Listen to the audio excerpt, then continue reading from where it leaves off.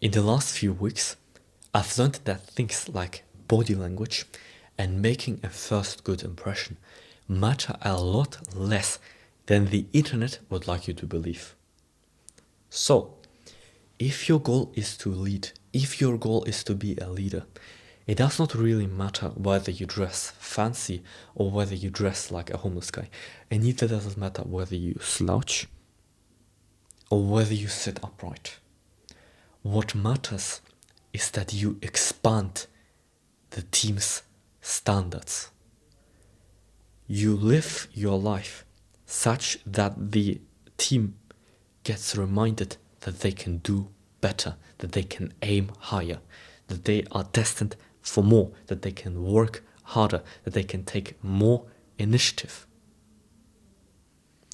In other words, the leader is the person who always shows up, who always stays longer, who always takes initiative, who always helps others, who always does the things no one else wants to do.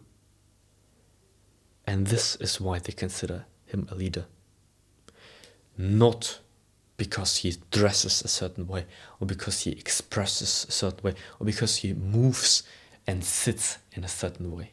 Those things are like the cherry on top, not the base. You know, in the last few weeks, I had many instances where I thought, wow, this guy is such a loser. But then it turned out that he is the most competent of them all.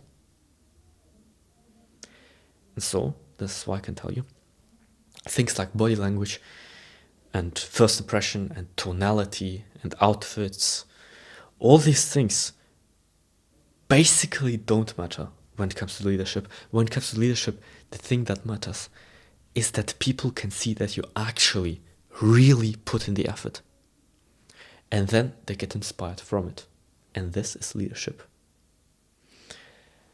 And so you can observe this yourself. Like, let's say you do a group project. You have to make like a presentation about something. The person who is in charge of that presentation is usually the person who does the most, and not the person who has the best body language. Unless, of course, you have like a weird dynamic where you have like 3 hot blondes and 1 nerd, and the nerd tries to get late, and so he does all the work, you know?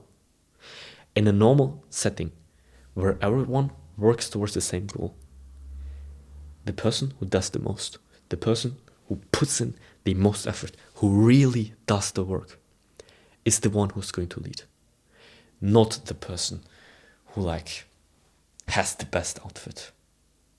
Because, you know, when you actually live this way, when you actually really put in the effort, body language, voice, outfits, they're all gonna fall into place automatically, or they are going to be irrelevant. And so that raises the question, why then does the internet have such an obsession with first impression, body language, outfits, and things like that?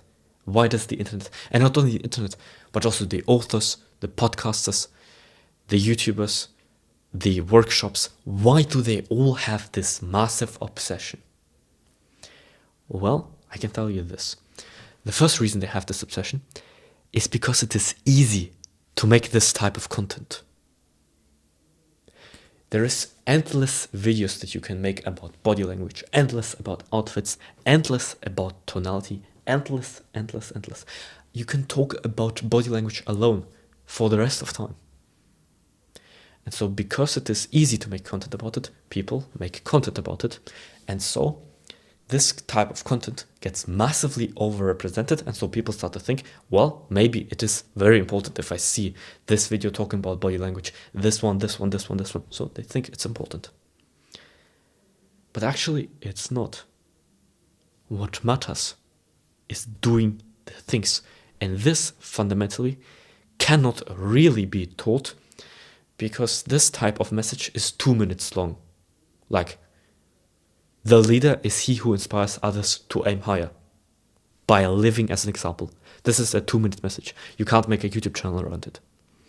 And so this is why people don't do a YouTube channel around it.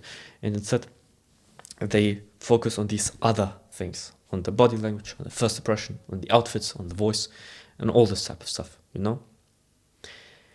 The second reason I assume we have such an obsession with those things these days is simply because it is easier to work on your body language or to convince yourself that you're working on your body language than it is to actually do the work that is required to be inspiring.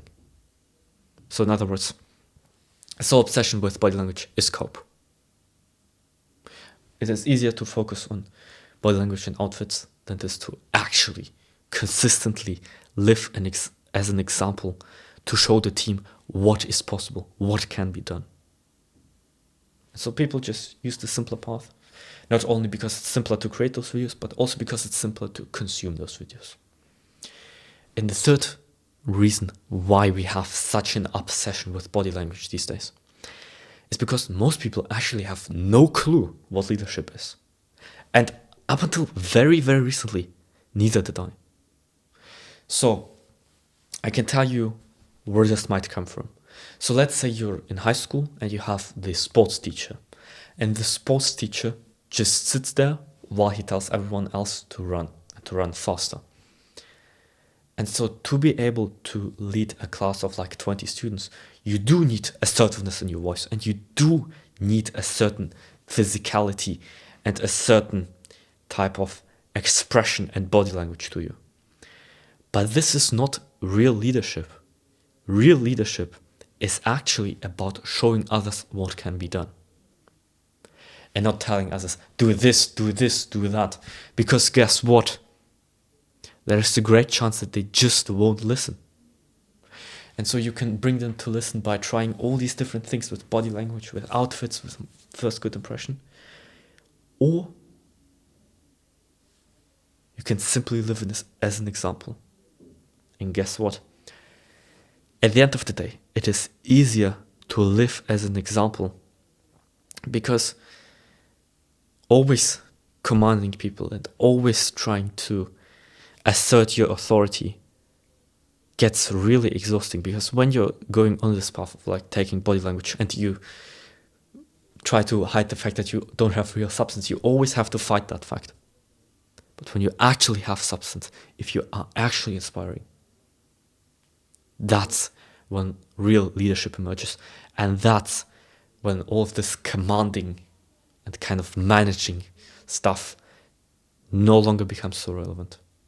So you can either obsess about managing everyone and doing all this body language so that they respect your authority, or you can actually live it.